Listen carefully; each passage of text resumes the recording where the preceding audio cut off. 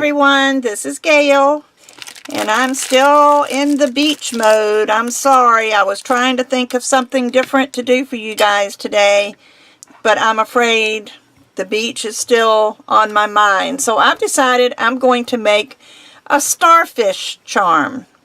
And this is going to be a little bit larger than what I would normally make for a charm, only because it needs to be big enough for you guys to be able to see it. So what I'm going to do, this is some souffle cinnamon, and I just chose this because starfish come in different colors. I know most of them are kind of clear looking, but I wanted to add some color. So I thought I would go ahead and use the souffle cinnamon, and I also added about an equal amount of the Primo translucent. And yes, I buy my translucent in 1 pound blocks, and I still have a bunch of it. So this is mixed together, the souffle and the translucent, just to give it a little bit more depth maybe when we work. And I'm picking a cutter, and I decided on this little square cutter. And this cutter is about 3/4 of an inch square, but it doesn't matter. You just want to make sure that you've got the same amount of clay for each one of your legs, and the best way to get consistent slices or consistent amounts of clay is to use a cutter. You would use the same method if you were going to make make beads, if you wanted all of your beads to be the same size. So I'm going to cut 5 little squares.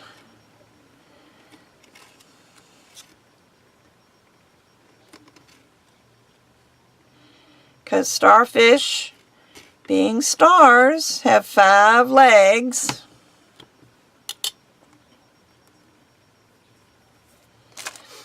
And then I'm just going to roll each one into a little ball, or doesn't even have to be a ball, just a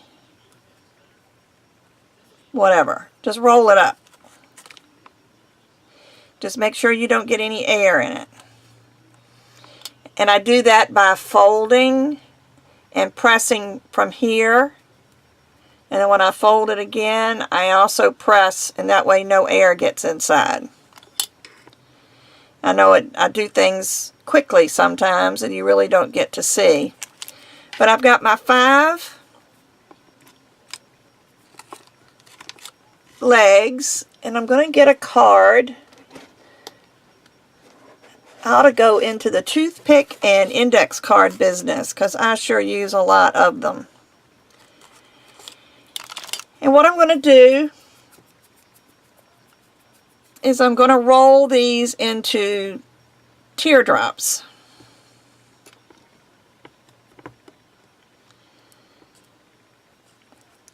And you can see this is already going to be much too big for a charm, but maybe I'll make it into a magnet.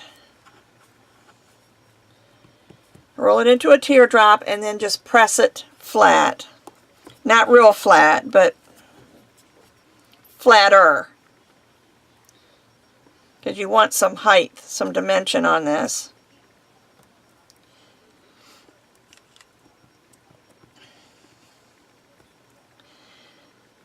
I think this is going to be a pretty big starfish. It's hard to tell when you're cutting clay to know exactly what it's going to look like until you actually start using it. This is going to be a huge starfish, but you'll be able to see this one. Maybe I'll make it a magnet for my refrigerator.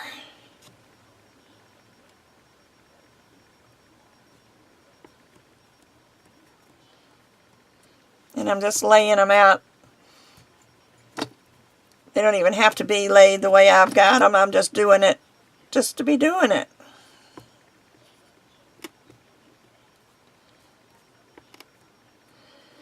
Alright, now what I'm going to do, and I may even use, I don't know if I can use this or not without,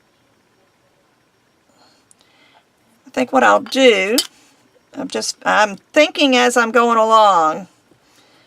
I'm going to put these into a little point, make sure they're all pointed. And I'm going to take this square cutter and put it up over the top of the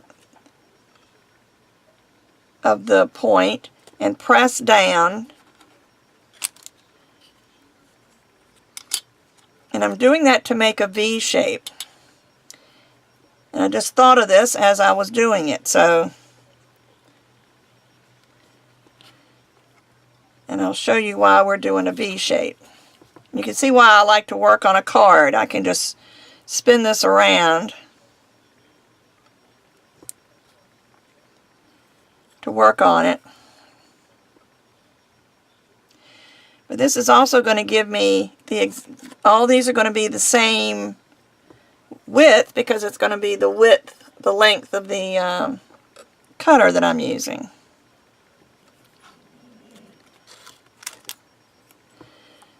Now what I'm going to do is push these together.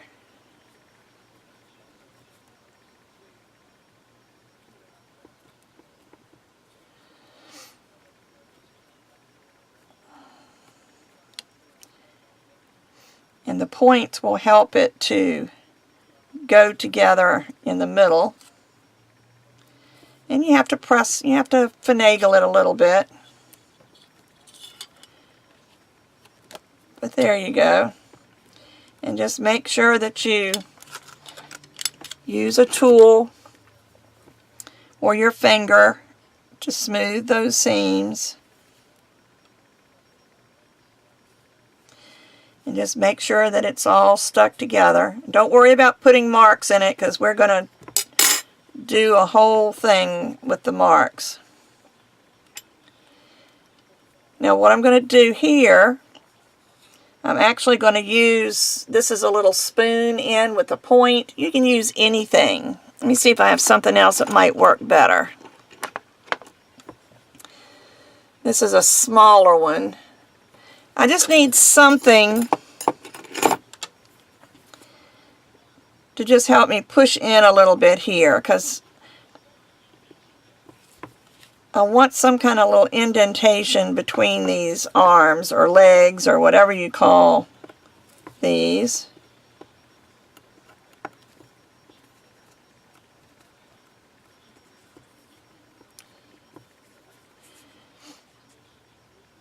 And you can just finagle it a little bit till you get it exactly the way you want it to look.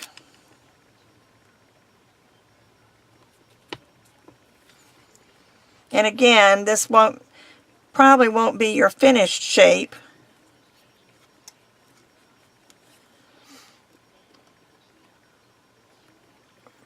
But it'll at least get the sides the way you want them.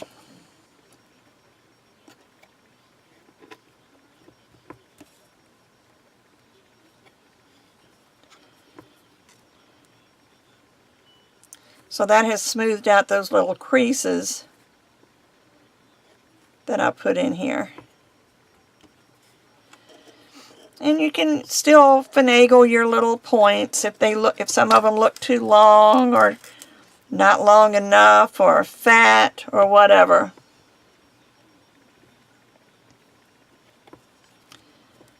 But I think that looks pretty good.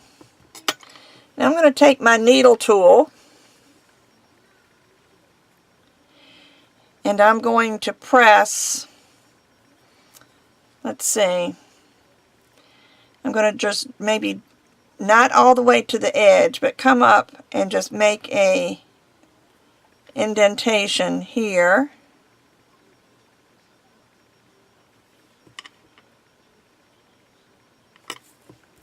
On each one of the legs.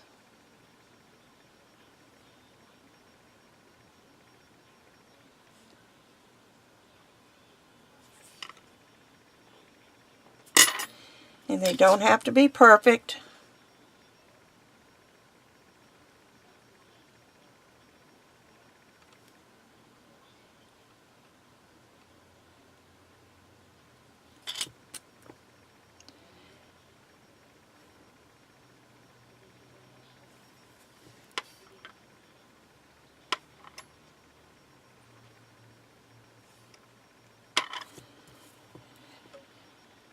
Sorry for the silence. I was thinking about Lola. Lola is going to her forever home tomorrow. She is so excited, and so are we. She's going with a lovely lady that already has a greyhound about the same age as Lola, and they get along great.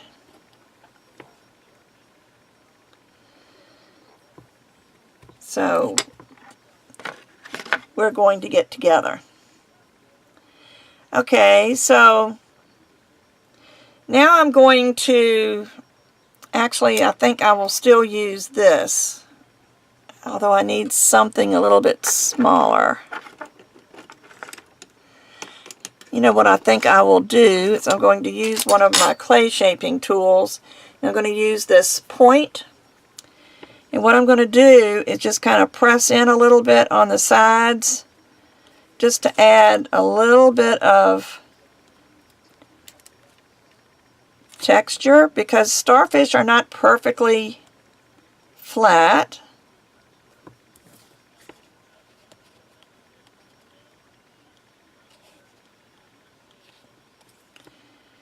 And this will add just a little bit of waviness, I guess you would call it, to the outside.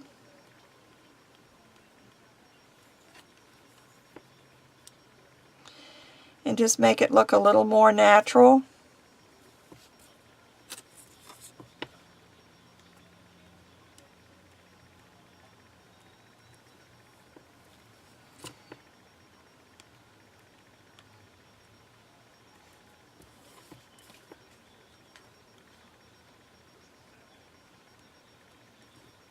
There. And we're just going to be doing all kinds of things with this. So, okay, I've done that. And then I think I'm going to take, I would use my needle tool, but I think it's just a little bit too pointy. So I think I'm going to use a toothpick. And I'm going to stipple with this toothpick this inside portion that's inside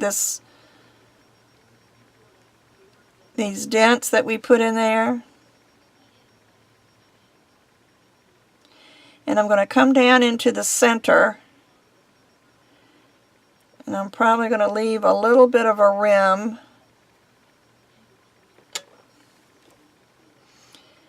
and stipple in the center also, but I'll do that after I finish the legs. Just put little holes all over it. There. Can you see what I'm doing? There. Just little bitty holes, which is why I said that these dents that you put in here with your needle tool doesn't have to be perfect, because you're going to go back and stipple it anyway. Now, if I were making this a charm, I would use a much smaller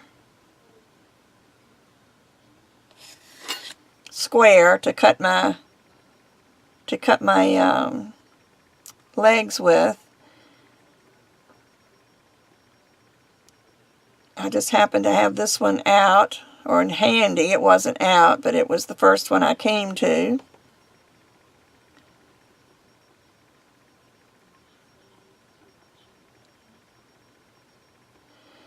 Now, I did this, or I created the tutorial a few weeks ago, and I haven't reread it to see what I decided to do.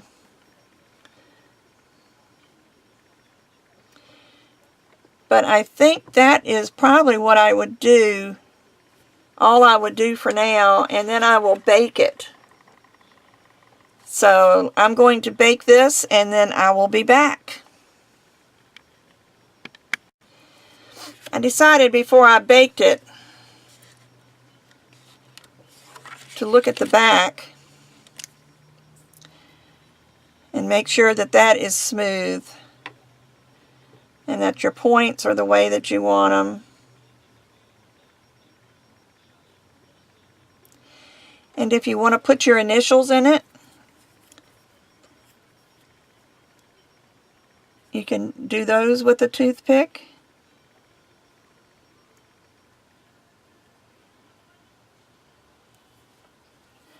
I'm going to put a GT, and then I'm going to put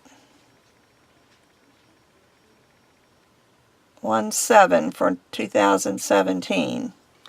Just so years from now, when I look back at this, I will know when I did it. And there was a little dot here in the center, but I think I'm going to put a little magnet there anyway, after it's baked. So I'm just going to fine tune this a little bit, just kind of get rid of some of these little rough places that I made when I pressed in on the sides. Of course, that might have been the only one. It was. So now I'm going to bake it, and then I'll be back. Okay, I'm just going to zoom in a little bit so you can see this a little better. My starfish is baked. I'll tell you what, rather than doing, I'm moving this farther and farther away. Let me see if I can move my camera instead of my starfish. That's better. Okay, so there's my starfish all done. And I kind of like the cinnamon color. So I think what I'm going to do is, instead of antiquing this with something dark, I think I'm going to use a metallic copper. Don't know how it's going to look. I've never done metallic copper as an antiquing medium, but I thought I would give it a try, and we'll just see how it goes. It's nothing but acrylic paint, and I'm just going to make sure that it gets into all of the little divots that I put on there. This is such pretty paint. And like I say, I've never used metallic paint in trying to antique before, so I don't know how it's going to work.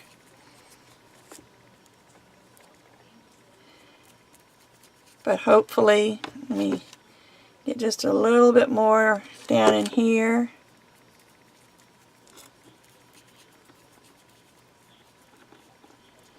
Now, you know, when you antique, you put paint on, make sure it gets in all the little crevices, and then you take it off. And I'm going to use a dry paper towel. A lot of people use a wet paper towel, but I find that that removes too much.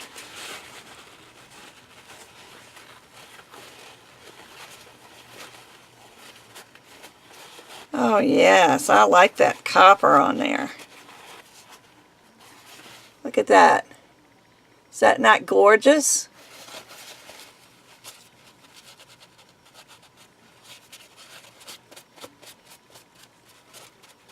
And added just enough metallic sheen to it. I think that's beautiful. So I'm going to glue a little, I have these strong little magnets. They're, what do they call them? Rare earth magnets. And I ordered them from China and didn't pay hardly anything for them. Took about a month for them to get here. But I used them on my little turtle charms, and you can see the difference in the color there and the color with the copper antiquing on it. But I'm going to just take one of these little magnets. I'm going to use a bit of weld bond glue, and I'm going to just use a toothpick because I just need a little bit.